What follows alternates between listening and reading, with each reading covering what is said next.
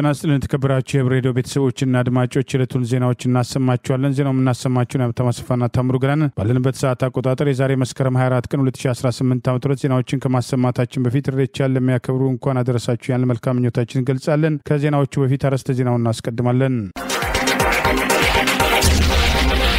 የተጠናከረ የፋኖ ወታደራዊ እንቅስቃሴና ያገዛዙ ወታደራዊ አዛዦች ብወዛ፣ ኢትዮጵያና መኪና ዝርፊያ፣ የአብይ ኮሚሽንና የስዊድኑ ተቃውሞ፣ የአገዛዙ ሃይማኖት ካርድና የፋኖ ምላሽ፣ ሬቻና የታሰሩት፣ የዶክተሩ ግድያ፣ የግብጽ ወንጀላ እስር ቤት ሰበራዊ ሚሉና ሌሎችም ወቅታዊ ዜናዎች ያለውን ዝርዝሩን እነሆ።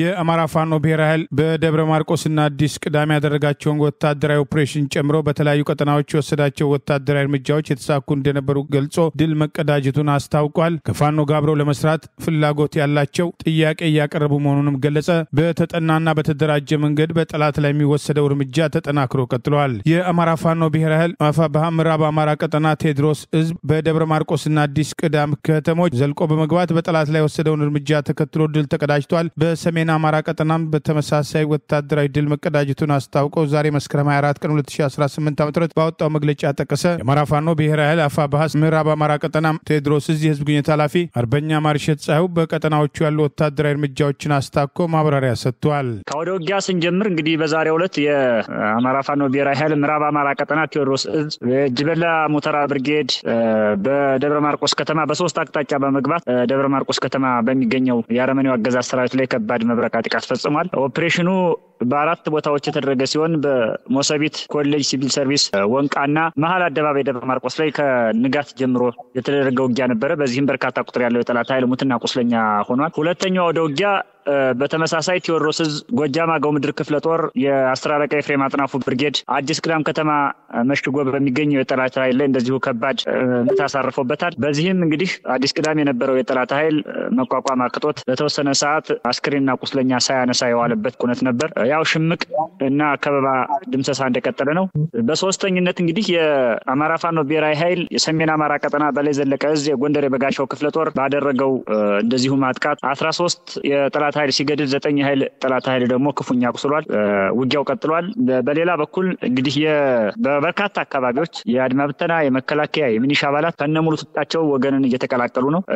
ይሄ ማለት እንግዲህ የሚያሳየው ስርዓቱ አሰልጥኖ ስርዓቱ በጀት አውጥቶ ስርዓቱ ያስታጠቃቸው የጠላት ኃይሎች ወደኛ ተቀላቀሉ ማለት በስርዓቱ እምነት የላቸውም ወይም ስርዓቱ ዓላማ ቢስ ነው ወይም ስርዓቱ ህዝባዊ ያለመሆኑን ማሳያ ስለሆነ ይሄም ከውጊያው ጎን ለጎን እኩል ተጠናክሮ የሚቀጥል ተግባር ነው ቀጥሏል። በሌላ በኩል የቢዛሞ ዕዝ እንግዲህ ከተመሰረተ በርካታ ወራት አስቆጥሯል። ከባድ የህይወት ዋጋ እየተከፈለበት ያለው የቢዛሞ ቀጠና በደረጃ ተዋቅሮ በጠላት ላይ ከባድ ጥቃት እየሰነዘረ ከበባ ውስጥ ያለውን አማራ እየተከላከለ ራሱን በአደረጃጀት እያዘመነ የኃይል ግንባታ እየሰራ መዋቅሩን እያጠናከረ ነው ያለው። በዚህ ሁኔታ ውስጥ ግን ትግል ጠለፋ በሚመስል መንገድ የቢዛሞ ዕዝን ለመበጥበጥ ጎንደር፣ ጎጃም፣ ሸዋ፣ ወሎ ያለውን ኃይል ሲበጠብጡ የነበሩ ኃይሎች እዚያም እጃቸውን አስገብተው ለመበጥበጥ ከፍተኛ ሙከራ እያደረጉ ነው። በዚህ ምክንያት በዛሬው ዕለት እንግዲህ የቢዛሞ ዕዝ መግለጫ ወጥቷል። በመግለጫው እነዚህ ኃይሎች ከድርጊታቸው ሊቆጠቡ እንደሚገባና የቢዛሞ ዕዝ የአማራ ፋኖ ብሔራዊ ኃይል የማዕከላዊ ኮማንድ አባል እንጂ ሌላ ጥቅምና ፍላጎት አራማጅ የሌላ የቡድን ፍላጎት ተሸካሚ እንዳልሆነ ዛሬ በመግለጫው ገልጿል። ዝርዝር ሐሳቡንም ጭምር ለሚዲያዎች እናጋራለን። ስለዚህ የአፋብኃ የኮማንድ አባል የሆነው ቢዛሞ ዕዝ ያሉበትን የቤት ስራዎች በአግባቡ እየሰራ ማህበረሰቡን እያደራጀ እየጠበቀ ህዝቡን ከከበባ ለማዳን ከፍተኛ ጥረት እያደረገ ያለ ኃይል መሆኑን እና ይሄን ኃይል መረበሽ አስፈላጊ እንዳልሆነና እጃቸውን አስገብተው አደረጃጀት ለመፍጠርና ቢዛሞ ዕዝን ለመጥለፍ ወይም ለማወክ በጀት የመደቡ የሰው ኃይል የመደቡ አካላት ከድርጊታቸው እንዲቆጠቡ ማስጠንቀቂያ ጭምር ሰጥቷል። ይህ በእንዲህ እንዳለ የአማራ ፋኖ ብሔራዊ ኃይልን እንቅስቃሴ በመረዳት የአፋር ብሔራዊ ግንባር ከፋኖ ጎን በመሆን ለመታገል መወሰኑን በበጎ እርምጃ ማየቱን የጠቀሰ የአማራ ፋኖ ብሔራዊ ኃይል ምዕራብ አማራ ቀጠና ቴዎድሮስ ዕዝ የህዝብ ግንኙነት ኃላፊ አርበኛ ማርሸት ፀሐዩ ከጋምቤላ፣ ከጉምዝ፣ ከሶማሌና ከደቡብ ፋኖዎች ጋር አብሮ ለመስራት በውስጥ የሚደረጉ ንግግሮች ተጠናክረው መቀጠላቸውን አስታውቋል። ሌላው እንግዲህ የአፋር ብሔራዊ አንድነት ግንባር በዛሬው ዕለት በሰጠው መግለጫ ከአማራ ፋኖ ብሔራዊ ኃይል አፋብኃ ጋራ ግንባር መፍጠር እንደሚፈልግና በሚደረገው ቀጣይ ንግግር በአፋር በኩል ከአማራ ፋኖ ጋራ ወይም ከአፋብኃ ጋራ አንድ ግንባር ሆኖ ጸረ ብልጽግና ንቅናቄና እንቅስቃሴ እንደሚያደርግ እንደሚያደርግ በይፋ በመግለጫ አስታውቋል። ይህም ፍትህ ለሚፈልጉ ኢትዮጵያውያን፣ ነጻነት ለሚሹ ኢትዮጵያውያን በተለይ ለፋኖ ከስክራች ለጀመረው ከትንሽ አደረጃጀት ከትንሽ የሰው ኃይል ለጀመረው ፋኖ ዛሬ አድጎ እንደዚህ ከአማራው አልፎ በሌላ ህዝብ ደረጃ ትግሉን ሲቀላቀለው በማየታችን ትግሉ ትልቅ ትኩረት ያገኘና ቅቡልነት ያለውና ተወዳጅ እንደዚሁም ተስፋ ሰጪ ትግል እያደረገ መሆኑን ፋኖ የሚያመላክት ነው። ይህ በእንዲህ እንዳለ የአማራ ፋኖ ብሔራዊ ሰሜን አማራ ቀጠና በላይ ዘለቀ ዝራ ሳሞራ ውብነት 3ኛ ኮር ዛሬ መስከረም 24 ቀን 2018 በአርበኛ ኢንጂነር ጻዲቅ የሚመራ አያሌ ብሩ ክፍለ ጦር በልማደኛው ጭና ተራራ ታሪክ መስራቱና በጠላት ላይ ድል መቀዳጀቱን የሚጠቅስ መረጃ ይፋ አድርጓል። ልዩ ቦታው ጭና እስከ ውቅን ከተማ ድረስ በነበረው በዚህ ወታደራዊ ጥቃት ከንጋቱ 12 ሰዓት እስከ ቀኑ 7 ሰዓት ተኩል ድረስ የዘለቀ ሲሆን አንድ ብሬን ከ20 በላይ ነፍስ ወከፍ መሳሪያ መማረክ የተቻለ ሲሆን 17 የአብይ አገዛዝ ስልጣን አስጠባቂ ወታደሮች የተማረኩ ሲሆን በርከት ያሉ ሙትና ቁስለኛ መሆናቸውን 10 ባንዳ ሚሊሻዎች መደምሰሳቸውን ጭምር የአማራ ፋኖ ብሔራዊ ሰሜን አማራ ቀጠና በላይ ዘለቀ ህዝብ ማምሻውን ባወጣው ተጨማሪ መረጃ አስታውቋል። በርካታ የመንግስት ባለስልጣናት ለስራ የተሰጣቸውን የመንግስት ተሽከርካሪዎችን ተገቢ ላልሆነም ጥቅም እያዋሉ ነው ሲል የፌዴራሉ ኦዲት ቢሮ አስታወቀ። ኦዲተሮች ባካሄዱት ጥናት ሚኒስተሮች፣ ምክትል ሚኒስተሮችም፣ ዳይሬክተሮችም ከፍተኛ ባለስልጣናትም በመንግስት ስራ ላይ እንዲውል የተገዙላቸውን መኪኖችን ለቤተሰቦቻቸው ለቅርብ ዘመዶቻቸውም ሳይቀርም አስተላልፈው ይሰጣሉ። ይህ አይነቱ አካሄድ የነዳጅ ዋጋ በናረበት በዚህ ወቅት ሌላ ተጨማሪ ችግር እየፈጠረ ይገኛል ብሏል። የካውንስል ሚኒስትር ቀደም ሲል ባወጣው መመሪያ የፌዴራል ባለስልጣናት የመኪና እና ነዳጅ አጠቃቀማቸውን በተመለከተ ውስን እንዲሆን ለምሳሌ ያህል የመስክ ስራ በብዛት የሚያደርጉ ኃላፊዎች እንደ ላንድ ክሩዘር፣ ሚስቱቢሺ፣ ፓጃሮ የመሳሰሉ መኪናዎችን እንዲጠቀሙ አንድ ባለስልጣን እስከ 2 መኪና የመጠቀም እድል እንዳለው ቢደነግግም የጀነራል ኦዲተር ቢሮ ባካሄደው ጥናት የመንግስት መመሪያም ተዘንግቶ አንዳንድ ባለስልጣናት በዘፈቀደ እስከ 5 መኪና የሚገዙበት የመስክ ስራ የማያካሂዱ ባለስልጣናት ውድ መኪናዎችን የሚያገኙበት ወይም የሚገዙበት አጋጣሚ ተከስቷል ብለዋል።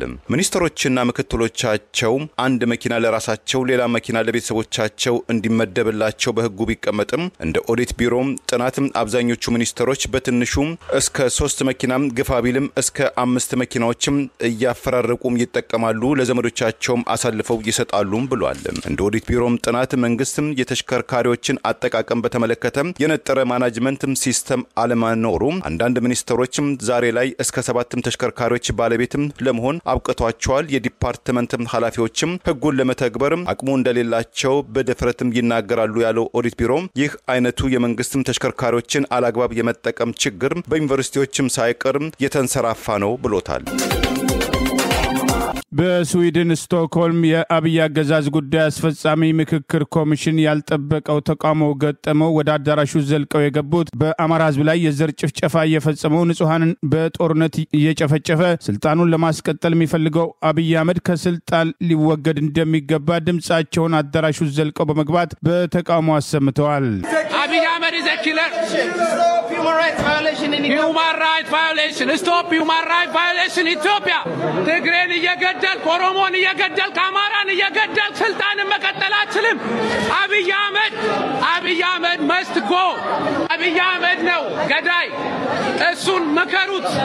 አገራዊ ምክክር ኮሚሽን በሚል የአብይ አገዛዝ ጉዳይ አስፈጻሚ የሆነው ኮሚሽን በስዊድን ስቶክሆልም ዛሬ ጠርቶት በነበረው ስብሰባ ላይ ማህበራዊ አንቂዎችና በአማራ ጉዳይ የሚንቀሳቀሱ ወገኖች በአካባቢው በተደራጀ መንገድ በአማራ ህዝብ ላይ የሚደርሰውን ጭፍጨፋ በመቃወም ወደ አዳራሹ ዘልቀው የገቡ ተቃውሟቸውን አሰምተዋል። አብይ አህመድ አማራን፣ ትግሬንም ሆነ ኦሮሞን እየጨፈጨፈ ስልጣኑን ሊያስቀጥል አይገባም፣ በድሮን የሚጨፈጨፉት ንጹሃን ተከትሎ ለፍርድ ይቀርባል በማለት በአማራ ህዝብ ላይ የሚፈጸመውን የዘር ጭፍጨፋ ጭምር በመቃወም በግፍ የታሰሩት የህሊና እስረኞች መካከል የምክር ቤት አባሉ አቶ ክርስቲያን ታደለን ጨምሮ የፖለቲካና የህሊና እስረኞች እንዲፈቱ ድምጻቸውን በማሰማት ተቃውሟቸውን አሰምተዋል።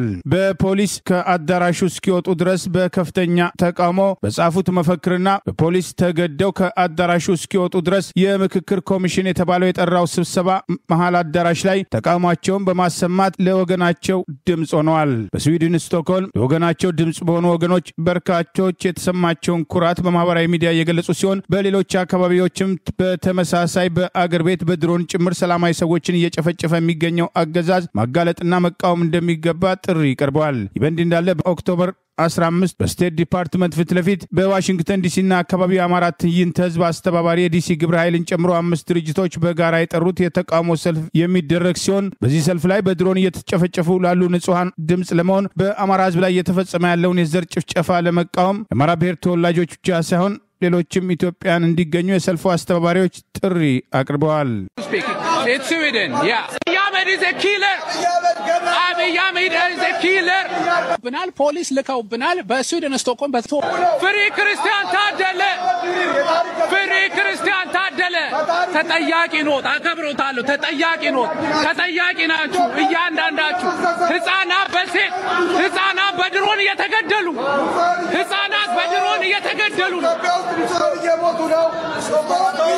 Stop Amara genocide! Stop Amara genocide! Stop Amara genocide! Stop Amara genocide! Stop Amara genocide! ችግር የለውም ይዛል Stop Amara genocide! He's a killer! Yes!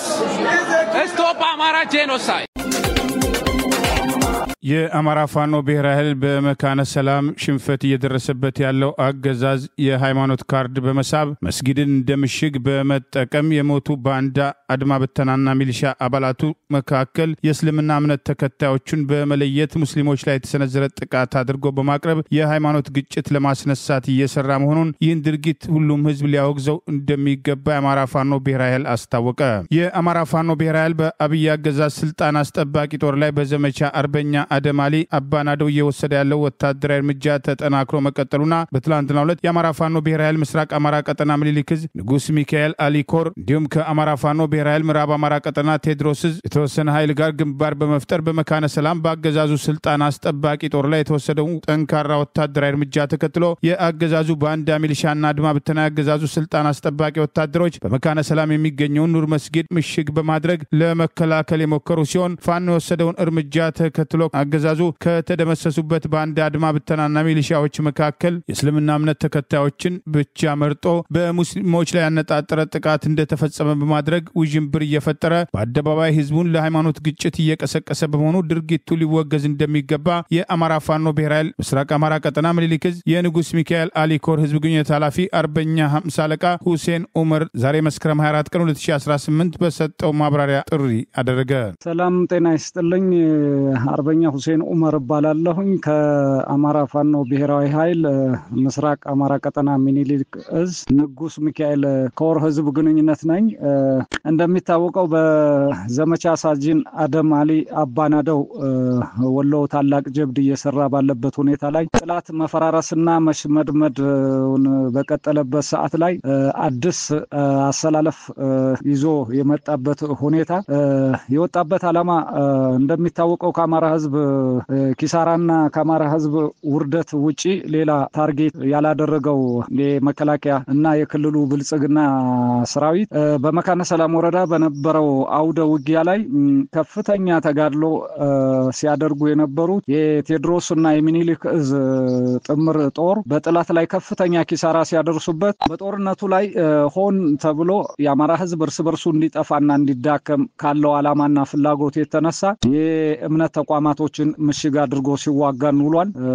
በዚህም ሳቢያ በመካነ ሰላም ታላቁ መስጊድ ላይ አድማ በተናና መከላከያው በጣም በገፍ በስፋት ገብቶ ሲዋጋን ውሏል። በዛ ጦርነት ላይ በተፈጠረ ችግር የሞቱበትን የሥርዓቱ አቀንቃኞች እና የሚኒሻ አባላት የሞቱትን እነሱን ለይቶ በስምነት ጥሎ በማውጣት ሙስሊም በጅምላ ተጨፈጨፈ የሚል አዋጅ በማወጅ በከተማው ላይ ግርግርና ረብሻ እንዲነሳ በማድረግ ሙስሊሙ ማህበረሰብ አትነሳም ወይ ጀገራህን ይዘህ አላሁ አክበር አትልም ወይ የሚል አሰላለፍ እንዲሰለፉላቸው እያስነሱ ያሉበት ሁኔታ ይገኛል።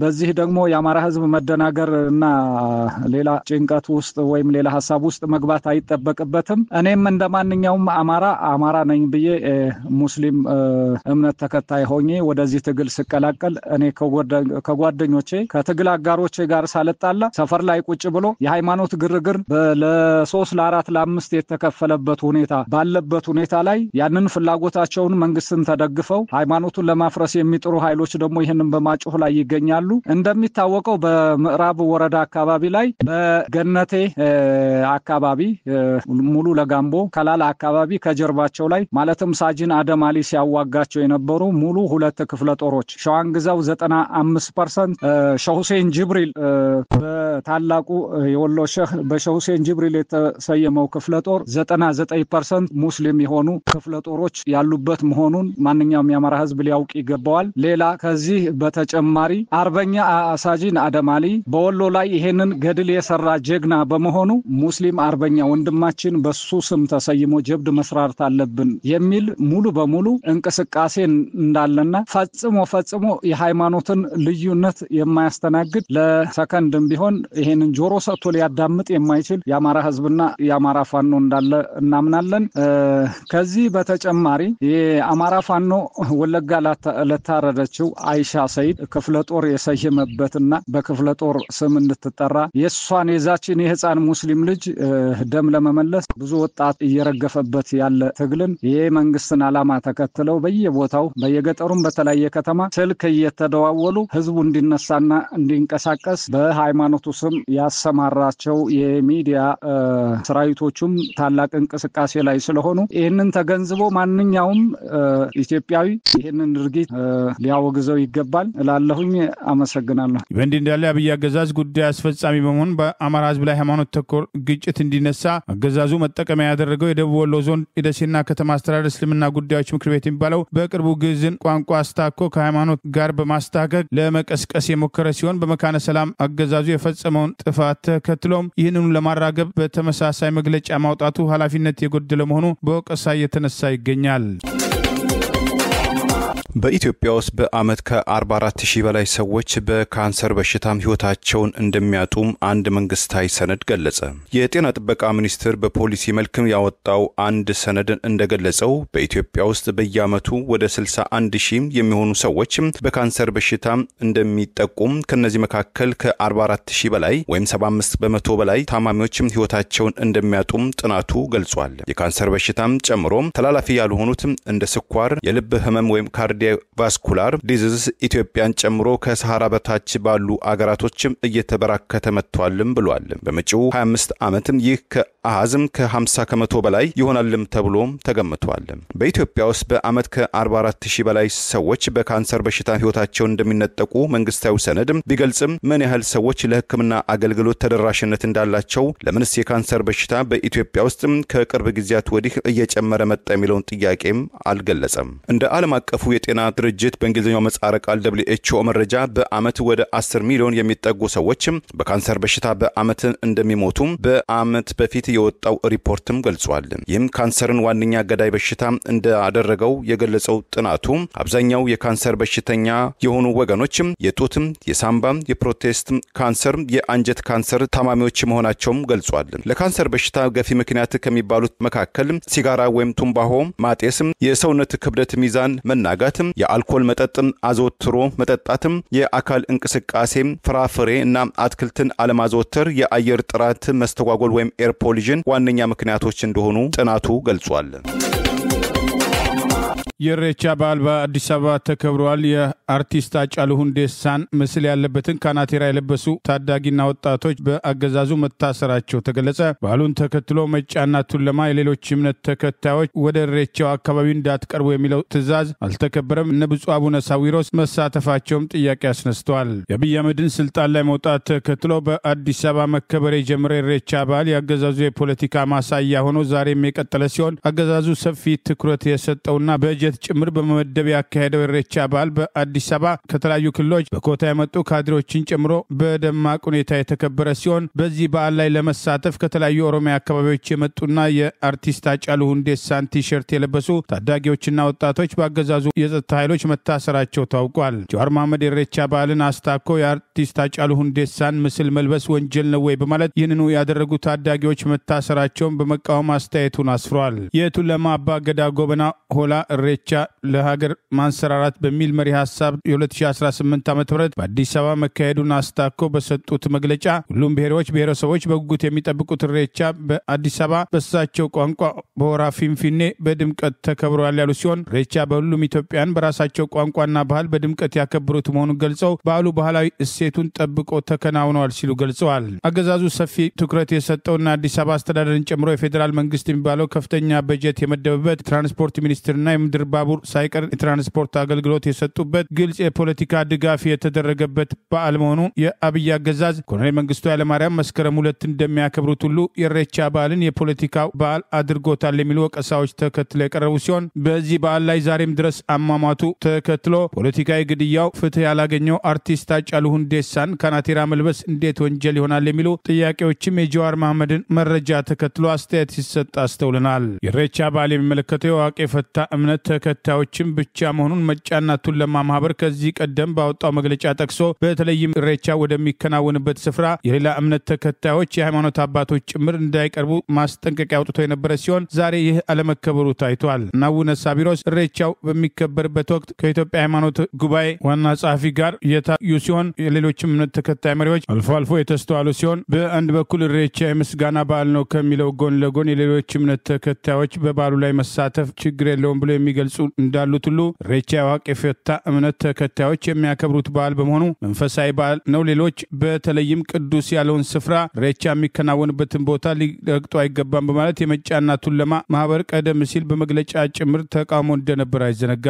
የኢሬቻ በዓል አከባበር አስመልክቶ ከመጫ ቱለማ መረዳጃና ልማት ማህበር ባለፈው ነሐሴ ወር በወጣው መግለጫ የተለያዩ ሃይማኖት ተከታዮች ኦሮሞዎች እምነታቸውን እንደያዙ ባህላዊውን አባቶቻቸውን የኢሬቻ በዓል አብረው ማክበራቸው የሚያስደስት ቢሆንም በኢሬቻ ሀገና ቅዱስ ስፍራ ውስጥ የሌሎች ሃይማኖት ቅዳሴ መዝሙርና መንዙማ በማድረግና ሃይማኖታዊ ስብከት ማከናወን የበዓሉን ድባብ ስለሚያበላሽ ወደ ሆራ ከርሰዲ ለመግባት ከዋናው መንገድ ወደ ኢሬቻው ከታጠፋችሁ በኋላ በሌሎችም ኢሬቻ ቦታዎች ካድራጎታችሁ እንድትቆጠቡ በአክብሮት እንጠይቃለን በሚል በመግለጫ አስፈራርቶ ነበር። ሆሌ ቤተ መቅደስ ውስጥ ገብቶ ጎቤ እንደማይዘፍን ልጃገረዶች መስጊድ ውስጥ ገብተው ሽኖዬ እንደማይዘፍኑ ሁሉ እናንተም ኢሬቻ በሚከበርበት ቦታ ሁሉ ከላይ በተጠቀሱት ድርጊቶች እንድትቆጠቡ በአክብሮት እንጠይቃለን ሲል አስቀድሞ አስጠንቅቆ ነበር። የዛሬውን ኢሬቻ በኮሪደር የደመቀ በማለት የአገዛዙ ባለስልጣናት ፖለቲካዊ ግብ ማሳያ አድርገው ለማሳየት ሞክረዋል። ኢሬቻ በደብረ ዘይት ወይም ቢሸፍቱ ሆራ አርሰዴ በነገው ዕለት እንደሚከበር ይታወቃል። ለዚህም ሰፊ ዝግጅት እየተደረገ ሲሆን በዓሉም በተመሳሳይ የኦሮሚያ ክልል ፖለቲካዊ ይዘት ለመስጠት እየሞከረ መሆኑ ተጠቅሷል። በአማራ ክልል በዛሬው ዕለት ዶክተሩ በግፍ መረሸኑ ተገለጸ። አገዛዙ ወታደራዊ አዛዦቹን መፈወዝ ጀምሯል። በአማራ ህዝብ ላይ ክርስቲያን፣ ሙስሊም፣ ቤተክርስቲያን፣ መስጊድ፣ ነጋዴ፣ ህፃናት፣ አዛውንት ዶክተሩን ሁሉ ያገኘውን የአማራ ህዝብ ቅርጥፍ አድርጎ እየበላና እያወደመ ያለው አምባገነኑ የብልጽግና ቡድን ዛሬም በስናን ወረዳ ረቡ ገበያ ጤና አጠባበቅ ጣቢያ ተቀጥሮ የህክምና አገልግሎት በመስጠት ላይ ይተዳደር የነበረውን ዶክተር ውድነ የስርዓቱ አገልጋይ በሆኑ ካድሬዎች ትእዛዝ መግደሉን የአማራ ፋኖ ብሔራዊ ኃይል ምዕራብ አማራ ቀጠና ቴዎድሮስ ዕዝ 3ኛው አገው ምድር ክፍለ ጦር ጊዮን ብርጌድ የህዝብ ግንኙነት ኃላፊ ፋኖ የቻለ አድማሱ አስታወቀ። አገዛዙ ከዚህ ቀደምም ፋኖን አክማቸዋል በሚል የጤና ባለሙያዎችን ጭምር በግፍ የገደለ ሲሆን ዛሬም በስርዓቱ አገልጋይ ካድሬዎች ትእዛዝ ዶክተር ውድነ በግፍ መረሸኑን ገልጿል። ይህ በእንዲህ እንዳለ በአማራ ህዝብ ላይ ጦርነት የከፈተው የአብይ አገዛዝ በተለያዩ አቅጣጫዎች እየደረሰበት ያለው ወታደራዊ ሽንፈት ተከትሎ ለሽንፈቱ ተጠያቂ ያደረጋቸውን ወታደራዊ አዛዦች ከቦታ ቦታ ማዘዋወር፣ አንዳንዶቹን የቁም እስረኛ ማድረጉን የሚጠቅሱ መረጃዎች መውጣት ጀምረዋል። የአማራ ፋኖ ብሔራዊ ኃይል ምስራቅ አማራ ቀጠና ምኒልክ ዕዝ ሰሞኑን ያወጀው ዘመቻ አርበኛ አደማሊን አስታኮ እየተወሰደ ባለው እርምጃ ከፍተኛ ሽንፈት የደረሰበት አገዛዝ የተደመሰሱት 61ኛና 12ኛ ክፍለ ጦሮችን ውድቀት ምክንያት በማድረግ የሰሜን ምስራቅ ዕዝ አዛዥ ሌተናል ጀነራል አሰፋ ቸኮል በቁም እስር ላይ እንዲሆን ማድረጉን ሰማያዊ ሳይበር ሰራዊት ያገኘውን መረጃ መሰረት አድርጎ ይፋ አድርጓል። ይህንን ለጦሩ ሽንፈት ተጠያቂ ያደረጉትን ሌተናል ጀነራል አሰፋ ቸኮል ጸረ ብልጽግና አቋም ይዟል ብለው ስጋት ላይ መውደቃቸውን በዚህ ገምግመው ለአብይ አህመድ ቅርብ ታማኝ የሆነውን የምድር ኃይል ዘመቻ አዛዥ የነበረውን ሜጀር ጀነራል ተስፋ ያያሌው ምክትል ሆኖ ወደ ሰመራ እንዲንቀሳቀስ ማድረጉን ዋናው ጀነራል በቁጥጥር ስር ሲውል ሙሉ የዙ አዛዥ እንደሚሆንም ይኸው መረጃ ጠቅሷል። አጣየን በማቃጠል እንዲሁም አማራና አማርኛን እንደሚጸየፍ የሚነገርለት ላለፉት 2 ዓመታት በሸዋና በጎጃም የኮማንድ ዘመቻዎችን ሲመራ የነበረው የምስራቅ ዕዝ ምክትል አዛዥ የነበረው ሜጀር ጀነራል ግዛው ኡማ አብዲ በከሚሴ አካባቢ ለምትደራጀው አዲሷ 8ኛ ዕዝ አዛዥ ሆኖ የተመደበ ሲሆን በከሚሴ አካባቢ ሰውየው ከወጣ ጀምሮ ግጭት ቆሞ የነበረ ቢሆንም እሱ ሲሰማራ የብሔርና የሃይማኖት ግጭት እንደሚቀሰቀስ ስጋት እንዳላቸው መረጃዎች ማመልከታቸውን፣ በሌላ በኩል በባህር ዳር ከተማ አንድ ኮማንድ ክፍለ ጦር በመምራት አማራን ሲጨፈጭፍ ነጋዴዎችን በማገት ገንዘብ እየዘረፈ በመግደል የሚታወቀው በቅርቡ ለዚህ ተግባሩ የብርጋዴር ጀነራልነት ማዕረግ የተሰጠው ቢራራ አበበ ተክሉ ወደ ባህር ኃይል ምክትል አዛዥነት እንዲያድግ እየተደረገ ሲሆን፣ በሌላ በኩል በወለጋ የአማራ ፋኖ ላይ ጨከን ያለ እርምጃ አትወስድም የፋኖ ደጋፊ ነው ተብሎ የተገመገመው ሌተናል ጀነራል መሰለ መሰረት የምዕራብ ዕዝ ኃላፊነት እንዲነሳ መደረጉን ይኸው መረጃ ጠቁሟል። የመገናኛ ዋና መምሪያ አዛዥ ሆኖ የተመደበው ሌተናል ጀነራል መሰለ መሰረት በቅርቡ አገዛዙ ለጀነራሎች ከሰጠው ማዕረግ እንደተዘለለው ሲጠቀስ እንደነበር አይዘነጋም። በምስራቅና ሆሮ ጉድሩ ወለጋ የሚኖረው የአማራ ጽንፈኛ መጠረግ አለበት በሚል በአማራ ሕዝብ ላይ ተጨማሪ ጭፍጨፋ ለማድረግ ያቀደው አገዛዝ ምክትል አዛዡ የነበረውን በተደጋጋሚ በአማራ ሕዝብ ላይ በሚያሳየው ጭካኔ ወደ ሜጀር ጀነራልነት ያደገው አማራ ባህታ የምዕራብ ዕዝ አዛዥ ሆኖ መመደቡንም ይኸው መረጃ ጠቅሷል። ይህ በእንዲህ እንዳለ በወለጋ የሚንቀሳቀሰው የአማራ ፋኖ ቢዛሞ ዕዝ ያደረገ ያለውን ወታደራዊ እንቅስቃሴ አጠናክሮ የቀጠለ ሲሆን በስሙ አላግባብ የሚንቀሳቀሱና ለመከፋፈል የሚሞክሩ አካላት ከድርጊታቸው እንዲቆጠቡ በመግለጫ ጠይቋል። ኢትዮጵያ ግብጽ በሱዳን የተከሰተውን ጎርፍም ከታላቁ የኢትዮጵያ ህዳሴ ግድብ ጋር በማያያዝ ያቀረበችውን ውንጀላ መሰረተ ቢስ ስትል ውድቅ አደረገችው። ግብጽ ከሰሞኑ በውሃና መስኖ ሚኒስትሯ በኩል ባወጣችው መግለጫ እኛም እንደዘገብነው ሰሞኑን በሱዳን የተከሰተውን ጎርፍ በግድቡ የአስተዳደር ችግር የተፈጠረ ነው የሚል ውንጀላም አቅርቡ ተመልክቷል።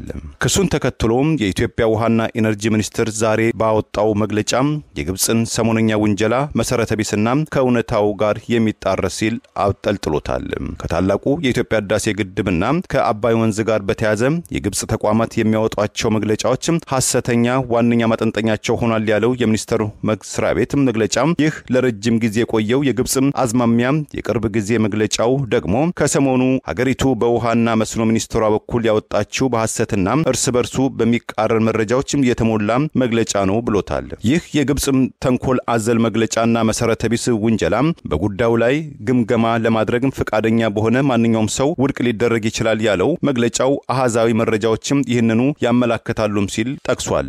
በዚህም የህዳሴው ግድብ ከመገንባቱ በፊት የነበረው የአባይ ወንዝ የውሃ ፍሰት ታሪካዊ መረጃ አሁን ካለው የውሃ ፍሰት ጋር ማነጻጸር እውነታው የት እንዳለ በግልጽም ያሳያል ያለው የውሃና ኢነርጂ ሚኒስትር መግለጫ ለምሳሌ በሱዳን ለ93 ተከታታይ ዓመታት የተመዘገበው የውሃ ፍሰት መረጃ እንደሚያመላክተው ግድቡ ከመገንባቱ በፊት በነበሩት ዓመታት በነሐሴ ወር ከ800 ሚሊዮን ሜትር ኪዩብ በላይ እንዲሁም በመስከረም ወር ደግሞ ከ750 ሚሊዮን ሜትር ኪዩብ በላይ የሚደርስ ከፍተኛ የጎርፍ መጠን የሚመዘገብበት ጊዜ እንደነበረም ገልጿል። በአንጻሩ ከህዳሴው ግድብ ፕሮጀክት መጠናቀቅ በኋላ ባለፈው ነሐሴና መስከረም ወር የተለቀቀው አማካኝ የቀን የውሃ መጠን በቀደም ተከተል 154.7 ሚሊዮን ሜትር ኪዩብና 472 ሚሊዮን ሜትር ኪዩብ ነው ሲል ጠቅሶም ቁጥሮቹ በራሳቸው እውነታውን ይናገራሉም ሲል ጠቅሰዋል።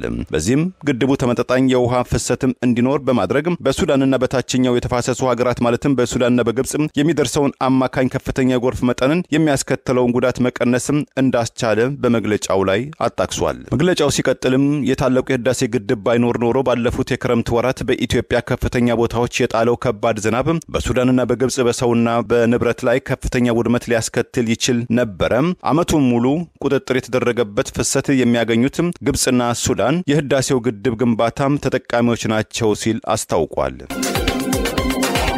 አገዛዙ በፋኖ እየደረሰበት ያለውን ወታደራዊ ሽንፈት የሃይማኖት ካርድ በመምዘዝ ህብረተሰቡን ግጭት ውስጥ ለመክተት የሚያደርገው መፍጨርጨር እንደማይሳካና ህዝቡም ጥንቃቄ እንዲያደርግ የአማራ ፋኖ ብሔራዊ ኃይል ጥሪ አቀረበ። የአማራ ፋኖ ብሔራዊ ኃይል በዘመቻ አርበኛ አደማሊ አባናደው የጀመረው ወታደራዊ እንቅስቃሴ በማጠናከር በመካነ ሰላም በአማራ ፋኖ ብሔራዊ ኃይል ምስራቅ አማራ ቀጠና ምኒልክ ዕዝና በአማራ ፋኖ ብሔራዊ ኃይል ምዕራብ አማራ ቀጠና ቴዎድሮስ ዕዝ በተቀናጀ መንገድ በጠላት ላይ የወሰደው ወታደራዊ እርምጃን ተከትሎ ከፍተኛ ኪሳራ ያስተናገደው የአብይ አገዛዝ የሃይማኖት ሴራ በመጠንሰስ በመካነ ሰላም በሚገኘው ኑር መስጊድ ምሽግ ውስጥ ሆኖ ከመተኮስ አልፎ ያፈገፈጉ በነበሩ ባንዳ ሚሊሻዎቹ ላይ እርምጃ በመውሰድ ጥቃቱን ሃይማኖታዊ መልክ ለመስጠት ያደረገው ሙከራ እንደማይሳካ የአማራ ፋኖ ብሔራዊ ኃይል ምዕራብ አማራ ቀጠና ቴዎድሮስ ዕዝ የግንኙነት ኃላፊ አርበኛ ማርሸት ጻው ዛሬ መስከረም 24 ቀን 2018 በሰጠው ማብራሪያ ገለጸ።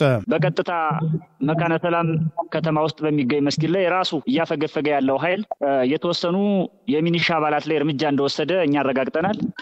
ይህንን አጀንዳ ስራዬ ተብሎ ለፋኖ ለመስጠት የተሄደበት ርቀት እጅግ አሳዛኝ በሚባል ቋንቋ የሚገለጽ ቢሆንም ፋኖን የማይወክል ፋኖን የማይገልጽ ሆኖ አግኝተነዋል። በዚህ አጋጣሚ የደሴ ከተማ አስተዳደር እስልምና ጉዳዮች ምክር ቤት ያወጣው መግለጫ ፋኖ የክርስትና እምነት ተከታይ ታጋይ እንደሆነ ፋኖ ለቤተክርስቲያን እንደሚታገል አድርጎ መግለጫ ሰጥቷል። ይሄ ፍጹም የተዛባ ነው።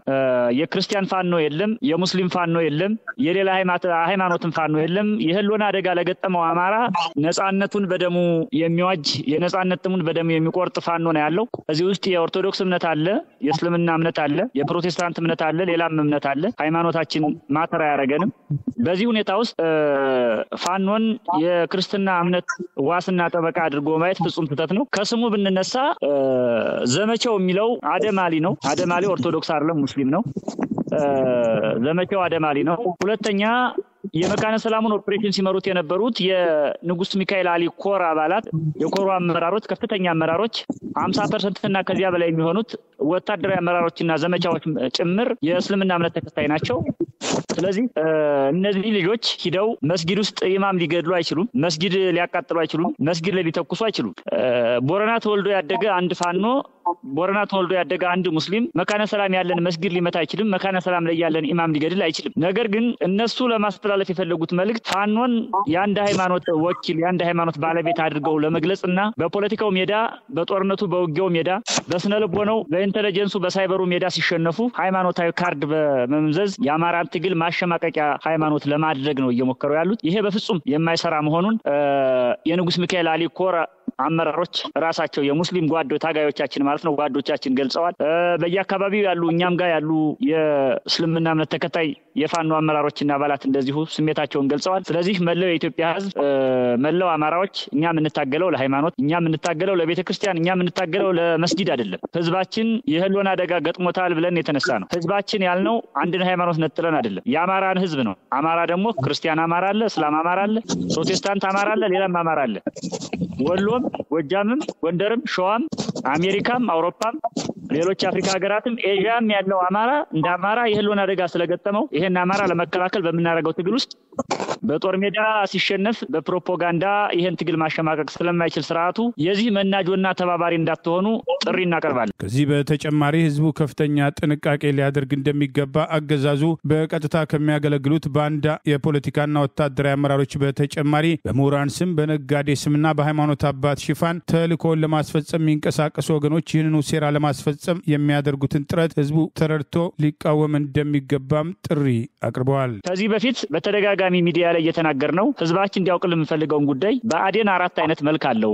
አንደኛው መልክ ብአዴን ሲሸነፍ ሁለተኛው መልክ ላይ ይሄዳል። ሁለተኛው ሲሸነፍ ሶስተኛው መልክ ላይ ይሄዳል። ሶስተኛው መልክ የብአዴን መዋቅር ሲሸነፍ አራተኛው ላይ ይሄዳል እያስናገር ነበር። የመጀመሪያው ብአዴን ከጠቅላይ ሚኒስትር ጽሕፈት ቤት ጀምሮ እስከ ወረዳ ድረስ ያለው በበጀቱ የሚያዘዘው ካድሬው ብአዴን ነው። ሁለተኛው ብአዴን በልማት ድርጅቶች፣ በዩኒቨርሲቲዎች፣ በሌሎች ተቋማት ያለው ኤሊት ነኝ የሚለው ተምር ያለው ፊደል ቆጥር ያለው የሚለው የህዝቡ ሸክም የህዝቡ አበሳ የሆነው ብአዴን ነው።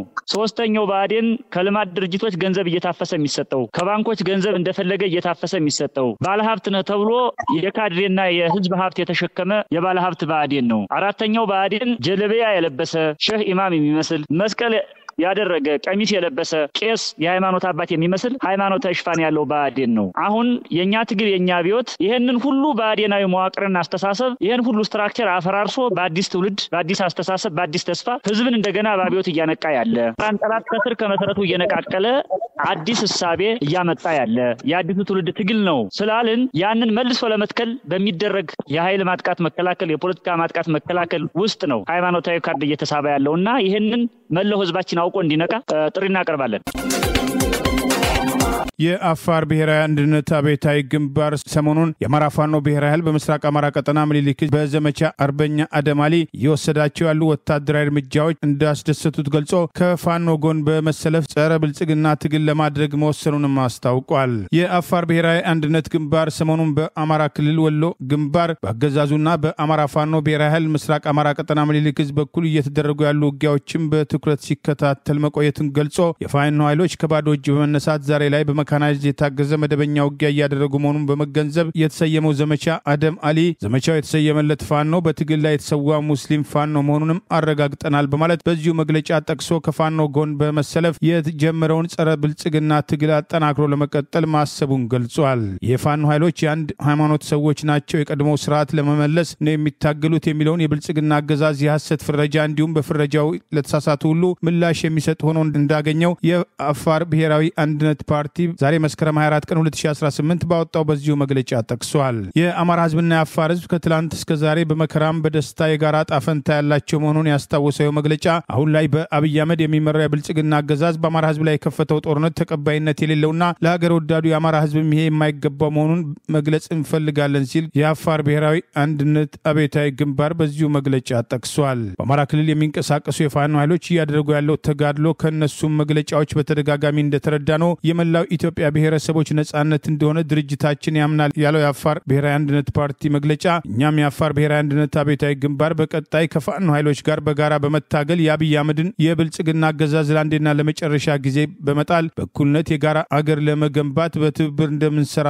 ገልጻለን ሲል አስታውቋል። አፋርን እንደ መሸጋገሪያ በማድረግ የአማራ ህዝብን ለማውደም የሚያደርገውን እንቅስቃሴ መላው የአፋር ህዝብ እንዲቃወምና እንዲያስቆም የአፋር ብሔራዊ አንድነት አብዮታዊ ግንባር ይጠይቃል። እንዲቆም የምንሰራ መሆኑን እንገልጻለን ያለው የአፋር ብሔራዊ አንድነት አብዮታዊ ግንባር ከቅርብ ጊዜ ወዲህ ወንድም ከሆነው የኤርትራ ህዝብም ጋር ለመዋጋት የሚሰለጥኑ ኃይሎች ለአፋር ህዝብ ብቻ ሳይሆን ለኢትዮጵያና ለአካባቢ የከፋ አደጋ እንደሚያመጣ ህዝባችን ያምናል በማለት አገዛዙ አፋርን ተራምዶ ከኤርትራ ጋር ጦርነቱ ስለመግባት የሚያደርገውን እንቅስቃሴም ተቃውሟል። አፋርን በቴክኒካል ሴራና የእጅ አዙር ተጽዕኖ በማዳከም አሸባሪዎቹን ወደ አፋር ሉዓላዊ ግዛት እምብርት ላይ እንዲመለስ ግፊት በማድረግ ላይ ነው ያለው አገዛዝ የሀገር ክህደት እየፈጸመ ነው ሲል የአብይ አገዛዝ ወቅሷል። በሶማሌ ክልል እጅ አዙር መሪነት በጅቡቲ ስፖንሰርነት የተባበሩት የሶማሌ አሸባሪዎች የአፋር ህዝብ ላይ በኢሳ ሽፋን ያወጁት ወረራ ለ7 ዓመታት በንጹሃን ላይ ጥቃት ሲሰነዝር መቆየቱንም ጠቅሶ ከወትሮ በተለየ የአፋር ህዝብ በገዛ ቤቱ እያሸበሩና እየገደሉ ቢሆንም የአፋር ህዝብ በብርቱ ክንድና በሙሉ ልብ እየተከታተላቸው ከራሱ አልፎ ኢትዮጵያን ከዚህ አድባሬ ህልምና ቅዠት እየታደጉ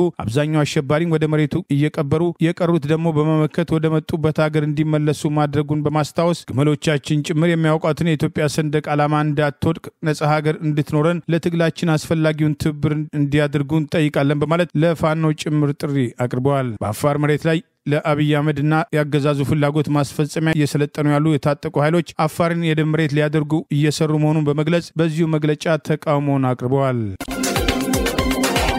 የሶማሊያው ታጣቂ ቡድን አልሸባብም በዋና ከተማ መቃደሾ ከፕሬዝዳንቱ ቤተ መንግስት አቅራቢያ የሚገኝ ከፍተኛ ጥበቃ የሚደረግለበትን እስር ቤት ላይ ጥቃት ፈጸመ።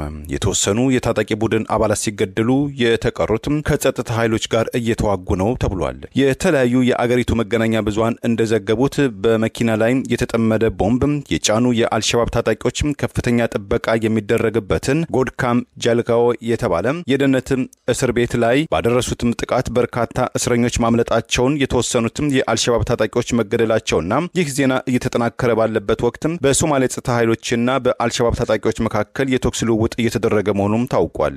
የሶማሊያው መንግስት ከአሜሪካ መንግስት ከፍተኛ ባለስልጣናት ጋር የንግድ ጉባኤ መቃደሾ ውስጥ ለማካሄድ በእንቅስቃሴ ላይ ባለበትና ለደህንነት ስጋት ተብሎም ተዘግቶ የነበረው መንገድ ዛሬ መከፈቱን ተከትሎ የአልሸባብ ታጣቂዎች ጥቃት መፈጸማቸው በብዙዎች ዘንድ አነጋጋሪም ሆኗል።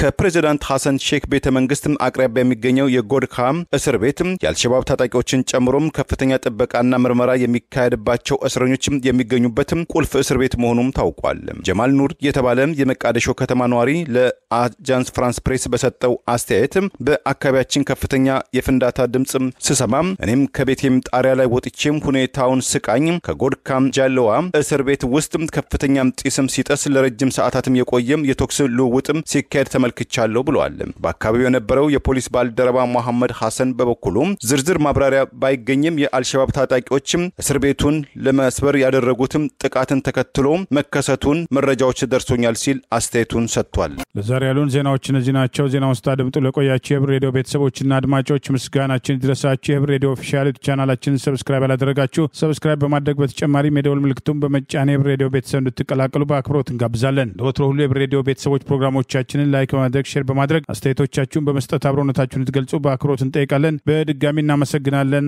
ጤና ይስጥልን። ቸር እንቆይ።